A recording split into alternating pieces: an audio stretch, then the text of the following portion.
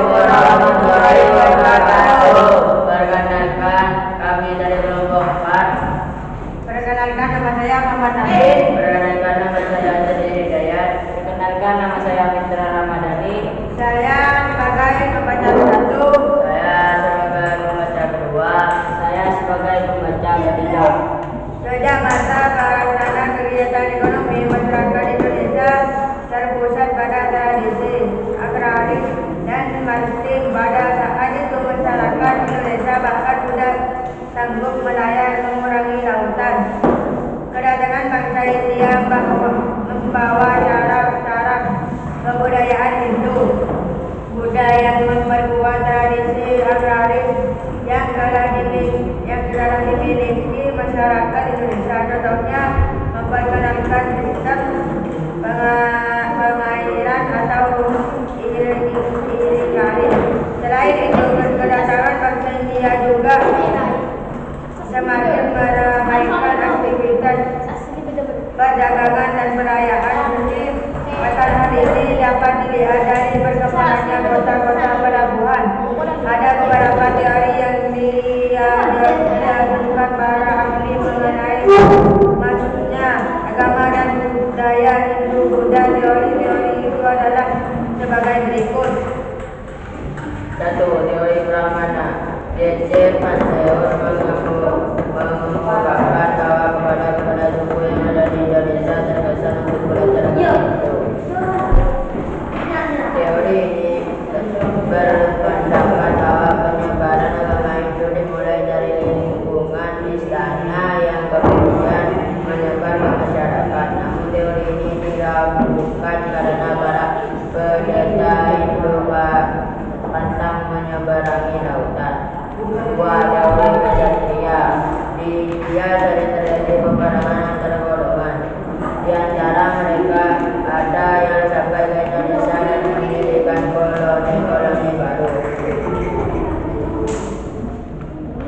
Ada yang sampai ke Indonesia dan mendirikan koloni-koloni baru. Di tempat inilah terjadi proses penyebaran agama dan budaya Hindu. Namun teori ini dinilai memiliki kelemahan karena tidak ditemukan bukti-bukti tertulis bahwa pernah terjadi kolonisasi oleh para ksatria India. 3. Dari Waisa. N.J. Krop ini mengungkapkan bahwa agama dan kebudayaan Hindu Buddha dibawa oleh para pedagang India yang berasal dari kasta Waisa. Namun teori Waisa ini diragukan kebenarannya karena jika para pedagang berperan aktif dalam penyebaran agama dan kebudayaan Hindu, pusat-pusat kebudayaan semestinya berada di wilayah perdagangan seperti pelabuhan atau pusat kota yang ada di dalamnya. Pada kenyataannya, pengaruh kebudayaan Hindu banyak terdapat di pedalaman. 4. Teori Sudra. Berdasarkan teori Sudra, kaum Sudra meninggalkan India dan menetap di Indonesia. Mereka kemudian menyebarkan pengaruh Hindu Buddha di Nusantara.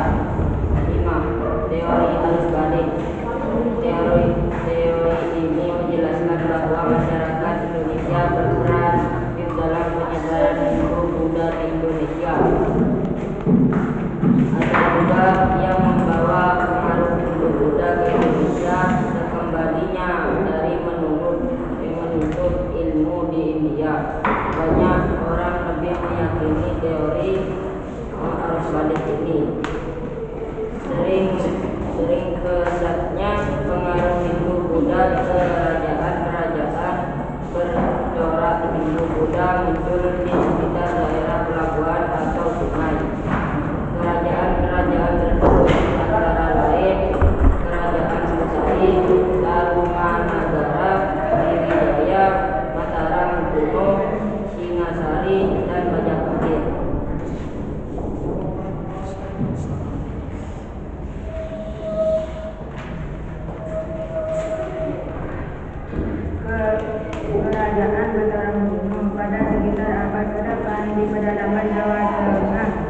berkembang sebuah kerajaan besar yang disebut Kerajaan Mataram kuno. Nama Mataram kuno atau Mataram Hindu atau Kerajaan Bijang periode Jawa Tengah dimaksudkan untuk membedakannya dengan Kerajaan Mataram Islam yang berdiri pada abad ke-16. Pusat Kerajaan Mataram kuno terletak di sekitar Prambanan, Klaten, Jawa Tengah.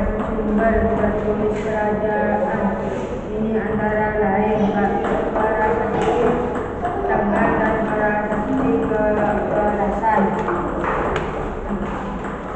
Setelah tata kerajaan dipimpin oleh Rakai Peranggaran, kerajaan Mataram kuno diperintah oleh dua dinasti, yaitu dinasti Sedaja yang bercorak dengan dinasti Sailendra yang berpura-pura. Prasasti Kedara dan berisi informasi tentang pembangunan suci bagi Dewi Tara dan biara untuk pendeta putra oleh Raja Penangkara yang membangun agama itu.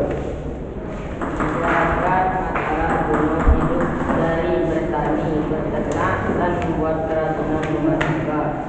Dengan melakukan aktivitas perdagangannya, masyarakat menerapkan hari pasaran yang diadakan sesuai dengan penanggalan Jawa. Kerajaan Mataram kuno juga sudah memberlakukan pajak bagi warganya. Masyarakat asing yang menetap di sana juga dikenakan pajak meskipun dalam jumlah yang berbeda dengan masyarakat lokal. Sekian dari kami. Wassalamualaikum warahmatullahi wabarakatuh.